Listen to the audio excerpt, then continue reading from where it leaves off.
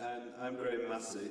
10 years on from punk, I got involved in the early rave scene in England and the acid house party situations around Manchester in the north of England.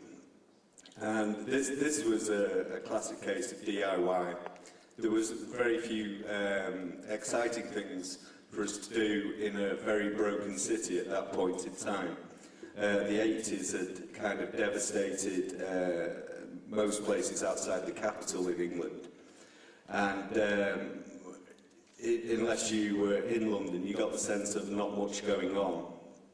So we had a number of clubs in Manchester, and one of the ideas that the factory record people had was to build a space for Manchester to see what would happen, and this place was the Hacienda Club in Manchester.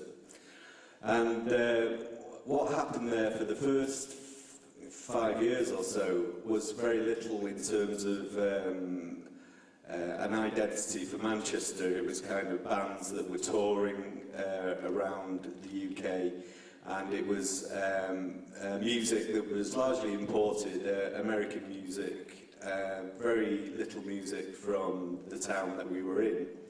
Not that that was important, because, you know, I think music should be without boundaries to a certain extent. But we were very inspired by what some people in Detroit were doing with electronic music, and we decided to maybe try and make some more of this music, because A, it was quite rare, and B, it was very expensive. So we just started to use what was around us to make electronic music.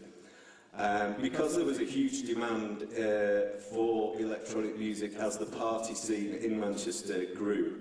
So licensing laws were ignored, buildings were invaded, empty space was used, and a communal feeling of anti-establishment in that era blossomed with, I must say, there was a certain element of drugs involved that made the communal feeling, but it wasn't the most important thing. I think there's far too much emphasis put on that. I think the actual sort of self-empowerment issues in the Manchester scene were way more important, and gradually we found that the media suddenly came to us. We never chased the media, and the sheer momentum of something actually exciting and